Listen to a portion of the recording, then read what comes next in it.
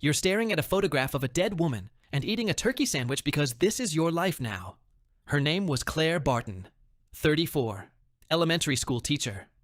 Found in her apartment in a bathtub full of cold water, with her wrists arranged on the porcelain rim, like she was resting. No forced entry. No sexual assault. No robbery. The only thing missing from the apartment is a single Polaroid from a frame on her nightstand. The photo was of her and her dog.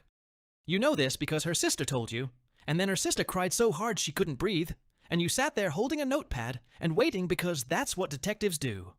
They wait. They wait for people to stop crying long enough to give them something useful. The sandwich is cold. The photo is colder. Claire is number 3. Number 1 was Angela Reeves, 31, veterinary technician. Found in the same position. Bathtub. Wrists on the rim. Cold water. No forced entry. A single photograph missing from a frame in the living room. Number 2 was Dana Moretti, 29. Dental hygienist. Same signature. Same staging. Same surgical removal of 1 photograph. 3 women. 3 bathtubs. 3 stolen images. The media hasn't connected them yet because they're in 3 different jurisdictions, and cross-jurisdictional cooperation in this country runs on fax machines and ego. You've connected them because connecting things nobody else connects is the only skill you have that matters. You're 41. Homicide detective. 16 years on the job. You've worked 214 cases and cleared 178 of them, which gives you an 83% solve rate, which makes you one of the best in the state, which means absolutely nothing at 2 a.m. when you're looking at crime scene photos and trying to understand why a man arranges dead women's arms like they're sleeping in a painting. Your ex-wife says you're married to dead people. She's not wrong. She left 4 years ago and took the kids to her mother's in Connecticut. You see them every other weekend. They're 9 and 11 now.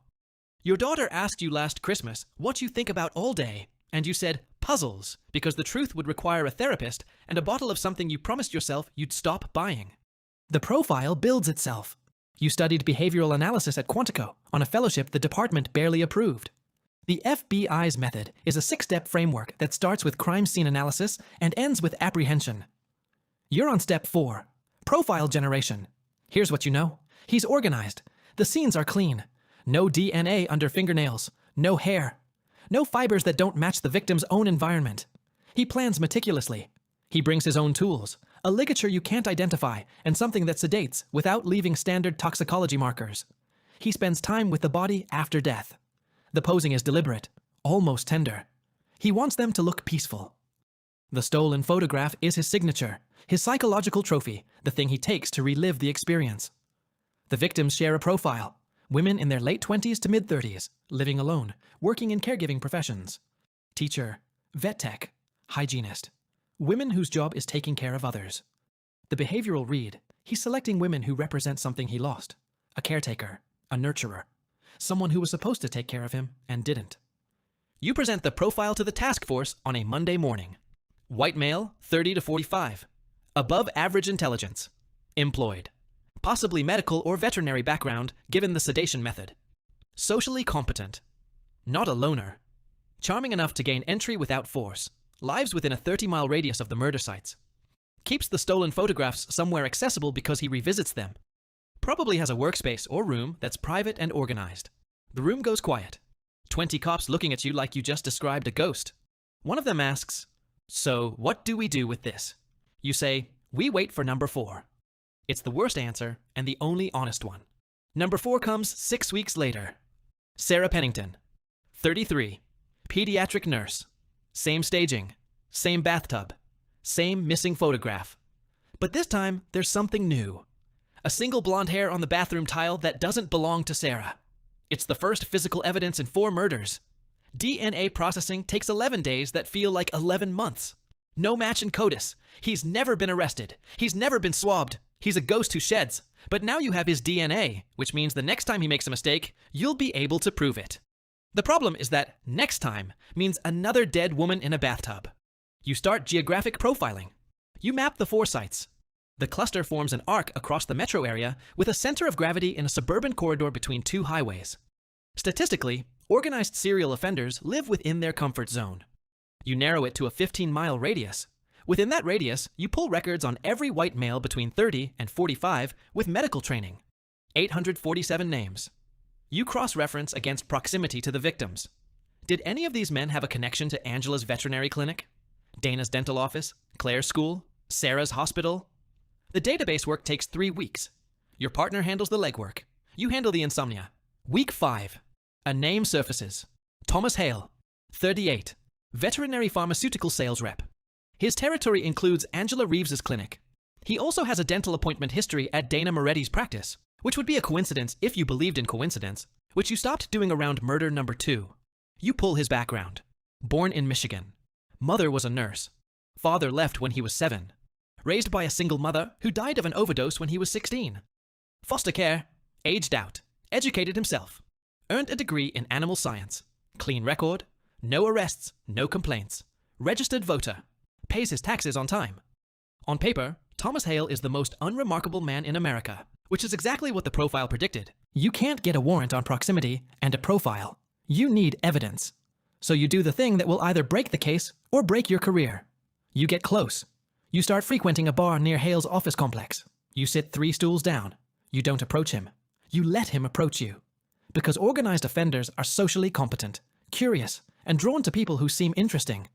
After 2 weeks of reading the newspaper and nursing a beer at the same bar, Hale sits next to you and says, "You're here a lot." You say, "Divorce, cheaper than therapy." He laughs. You've just started the most dangerous conversation of your life. Over the next month, you become something that isn't friends, but occupies the same emotional space. Thursday nights, same bar. You talk about sports, work, weather. He's likable, self-deprecating, thoughtful. He asks good questions and remembers your answers. He remembers that your daughter plays soccer and your son likes drawing. He remembers you take your whiskey neat. One night, he asks about your divorce and you tell him a version of the truth that's close enough to be convincing. He nods and says, "Some people aren't built for being loved." You write that sentence in your notebook in the parking lot because it's the most honest thing a suspected serial killer has ever said to you, and possibly the most honest thing anyone has said to you in years. The charm is real, and that's what makes it terrifying. Because you've read the case files, you've seen the photographs, and the man buying you a drink once described his mother's death to you with the same flat affect you've seen in interview tapes of convicted killers at Quantico. The emotional channel is there. The signal is absent. Your partner asks you if you're okay. You say yes, she doesn't believe you. She's right not to. The break comes accidentally. Hale invites you to his house for a football game. You say yes. You walk through his door, and your training takes over. Clean. Organized. Minimal decor. A framed photo on the bookshelf of a woman in scrubs, which you later confirm is his mother. And a locked room off the hallway. He calls it his home office. You don't ask about it. You watch the game. You drink his beer. You shake his hand when you leave. And on the drive home, you call your partner and tell her you need a surveillance team on Thomas Hale starting tomorrow. 3 weeks of surveillance. He drives to work. He drives home. He goes to the grocery store. He goes to the bar. The only anomaly is a storage unit he visits every Sunday morning for exactly 45 minutes. You pull the rental records. The unit is in a false name, but the credit card traces back to a prepaid Visa purchased at a pharmacy 2 miles from his house. You go to a judge. You present the profile, the geographic analysis, the proximity to victims, the DNA hair from scene 4, and the storage unit. The judge gives you the warrant for the unit. Not the house. The unit. You open the storage unit at 6 a.m. on a Wednesday with 4 officers and a forensic team. Inside, the unit is immaculate. Shelving. Labeled containers. Climate controlled. On the back wall, pinned to a corkboard with surgical precision, are 4 Polaroid photographs. Angela with her cat. Dana at a birthday party. Claire with her golden retriever. Sarah holding a baby that isn't hers. Below the photographs is a desk with a journal. The journal contains 200 pages of handwriting, so neat it looks typeset. Each entry is addressed to Mom. Each one describes a woman he's been watching. How she moves. How she smiles. How she cares for others the way his mother was supposed to care for him. The last entry is dated 3 days ago. It describes a woman named Rebecca.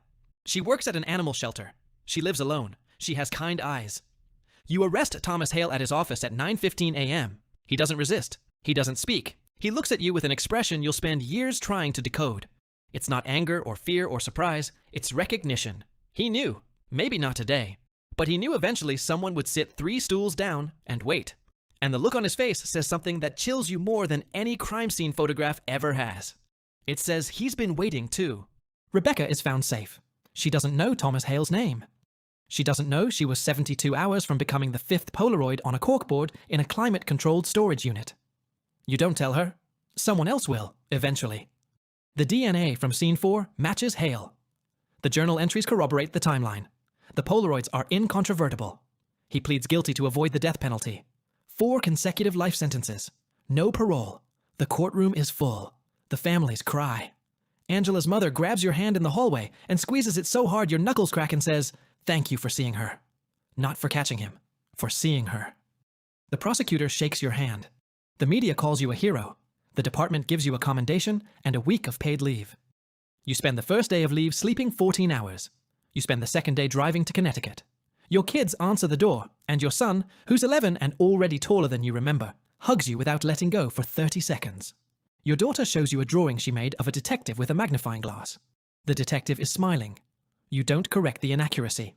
You go home and sit in your apartment and stare at the wall and feel nothing, because the machinery that makes you good at this job is the same machinery that makes you terrible at everything else. You've spent 14 months inside the mind of a man who killed 4 women because his mother didn't love him enough. And now that mind is empty, and yours is full. Your therapist, who you started seeing 3 months into the case because your hands wouldn't stop shaking during breakfast, says it's called vicarious traumatization, the clinical term for what happens when you spend too long thinking like a predator. The informal term is simpler. You brought the darkness home and forgot to leave it at the door. Your daughter calls that Sunday. She says she saw you on the news. She says she's proud of you. She asks when you're coming to visit. You say soon. You mean it this time. Maybe. You hang up and open the case file for a new homicide that came in overnight. A woman found in her apartment. Staged. Peaceful. Something missing from a frame. Different city. Different signature. Different killer. Same bathtub. You close the file. You open it again. You close it. You open it again. That's the thing about hunting serial killers. You don't choose the work. The work chooses you. And once it does, it rewires your brain so that every quiet room feels like a crime scene. Every charming stranger feels like a suspect. And every Sunday phone call from your daughter feels like a lifeline you're not sure you deserve. You caught the monster. The monster is in a cage. But the cage you built inside your own head to think like him, that cage doesn't have a key. And the next file is already on your desk. That's a wrap for today. The story is fiction, but the profiling is real. The psychology is real. And somewhere right now, a detective is staring at a photograph and eating a cold sandwich and trying to think like someone no sane person should ever think like. If this one got in your head, drop a comment. Subscribe for more. See you in the next one.